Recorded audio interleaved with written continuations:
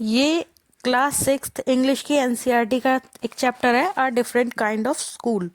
तो इसमें जो राइटर है वो इस डिफरेंट काइंड के स्कूल में जाना चाहता था, वहाँ पर अंदर देखने के लिए कि सारी चीज़ें किस तरह से होती हैं। तो वहाँ की जो प्रिंसिपल थी वो मिस बीम थी।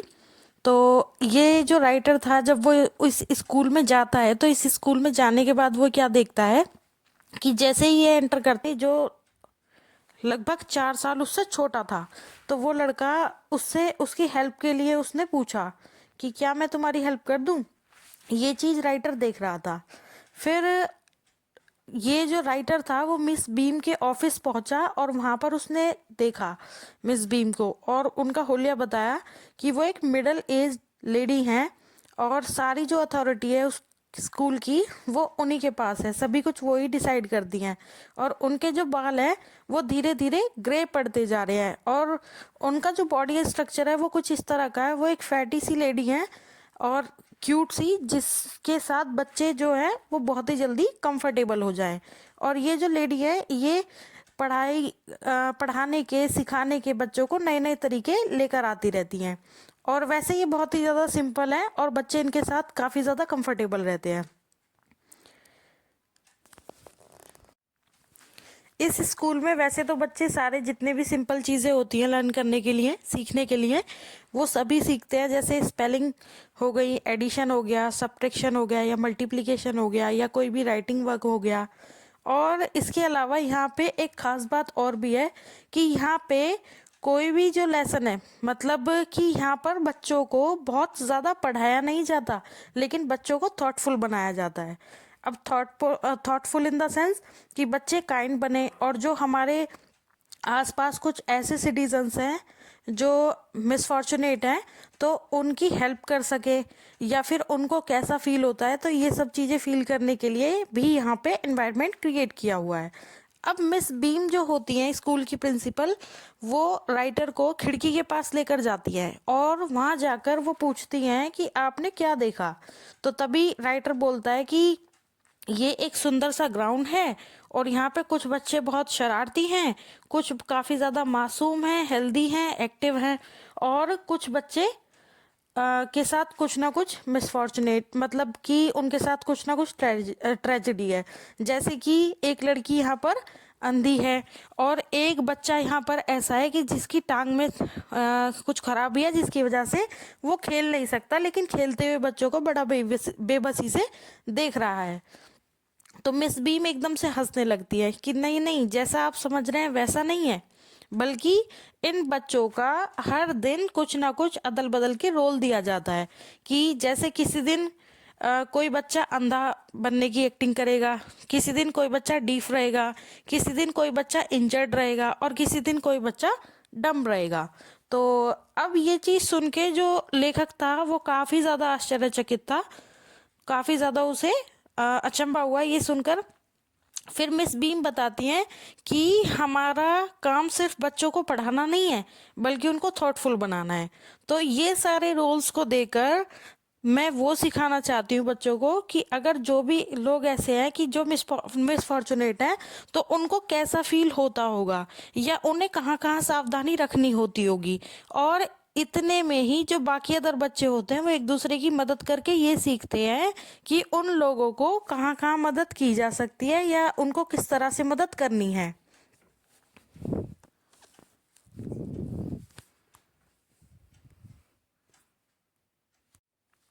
और इस गेम के थ्रू बहुत सारे बच्चे इनमें से काफ़ी कुछ सीख पाते हैं कि सिचुएशंस को कैसे हैंडल करना है। और तभी कुछ बच्चे आपस में बात कर रहे होते हैं तो उनमें से एक जो ब्लाइंड बच्चा होता है वो कहता है कि मतलब कि जो ब्लाइंड का रोल प्ले कर रहा होता है कि ब्लाइंड होना बहुत ही ज़्यादा वर्स्ट है, लेकिन उन्हीं में से एक बच्चा बोलता है कि लेकिन सबसे ज़्यादा जो डिफ़िकल्ट डे है वो डंप डे है, क्योंकि ब्लाइंड होने के लिए हम अपनी आंखों पर बैंडेज बांध सकते हैं लेकिन डम होने के लिए हम कितना ही चाहें हमें बहुत ज़्यादा विल पावर की ज़रूरत है अपना मुंह बंद रखने के लिए।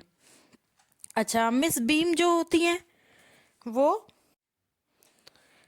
मिस बीम अब मुझे मीन्स राइटर को एक ऐसी लड़की के पास ले जाती है जिसकी आंखों पर पट्टी बंधी हुई है और तभी वो उस लड़की से बोलती है कि एक जेंटलमैन है जो तुमसे बात करना चाहते हैं। तो तभी जो राइटर होता है वो एक उस लड़की से पूछता है कि तुमको वैसे सारी चीजें दिखाई देती हैं? तो तब उस लड़की ने जवाब दिया कि हाँ, मुझे सारी चीजें दिखाई देती है। तो वो जो लेखक होता है वो ऐसे क्रॉस चेकिंग के लिए कुछ चीजें पूछ लेता है। तो तभी वो लड़की राइटर को बता रही होती है कि अंधा बनना कितना ज़्यादा मुश्किल है, तो अंधे लोगों को कितनी ज़्यादा प्रॉब्लम होती होगी, कितनी दिक्कतों का सामना करना होता होगा। और मेरे तो हर टाइम सर में इसी चीज़ के लिए जो है मैं सोचती रहती हूँ कि इन लोगों के लिए कितनी ज़्यादा दिक्कत होती रहेगी कि कहीं जैसे मैंने आंखों पे पट्टी बांधी हुई है तो मैं कहीं टकरा नहीं जाऊं या मुझे चोट नहीं लग जाए। तो तभी वो जो राइटर होता है वो पूछता है, हाँ ये तो है, अच्छा तुम ये बता सकती हो कि हम अभी कहाँ जा रहे हैं? तो वो लड़की कहती है कि मैं अभी हम प्लेग्राउंड में हैं और हम अपने घर की तरफ बढ़ रहे हैं। तो जो मिस बीम होती हैं वो वहाँ से कभी ऊपर कभी नीचे आ रही होती है गार्डन में। तो वो कहती है कि अच्छा बताओ, इस लड़की ने क्या पहना है? माय तो तभी क्या होता है कि जो राइटर होता है वो एक लड़की वहां पर खड़ी होती है ब्लू कॉटन शर्ट में और पिंक ब्लाउज में। तो तभी वो बताता है कि ब्लू कॉटन शर्ट पहनी हुई है उस लड़की ने और पिंक ब्लाउज है, तो बताओ कौन? तो वो लड़की कहती है, आई थिंक मिली, ये मिली है। अच्छा, उसके बालों का कलर कैसा है आप बताएंगे? तो तभी राइटर कहता है कि उसके बालों का कलर बहुत लाइट है। तो तब वो कहती है कि हाँ, ये मिली ही है जो हमारी हेड गर्ल है। और फिर राइटर पूछता है कि यहाँ पर एक ओल्ड मैन है जो कि रोजेस को लगाने का काम कर रहा है। तो तभी वो कहती है कि हाँ, ये पीटर है जो कि एक गार्डनर है और ये काफ़ी ज़्यादा बूढ़े हैं और इनके बाल भी काफ़ी ज़्यादा सफ़ेद हैं। और फिर उसके बाद वो जो गर्ल होती है वो गर्ल इधर की तरफ आ रही होती है। तो तभी उस लड़की से पूछा जाता है कि इसके लाल रंग के कर्ली हेयर है, तो बताओ ये कौन?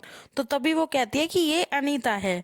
और इस तरह से आगे बढ़ते बढ़ते जो राइटर होता है जब वो ये सब चीज़ें पूछ चुका होता है तो वो बोलता है, मतलब अपने मन में सोचता है कि मैं पहले से भी ज़्यादा थॉटफुल हो चुका हूँ और अभी मेरा यहाँ से जाने का बिल्कुल भी मन ही नहीं कर रहा है। तो तभी मिस बीम कहती है कि वो बात तो आप ठीक कह रहे हैं, यहाँ एक बार आने के बाद किसी का वापस जाने के लिए मन करता ही नहीं है। तो इस तरह से ये स्टोरी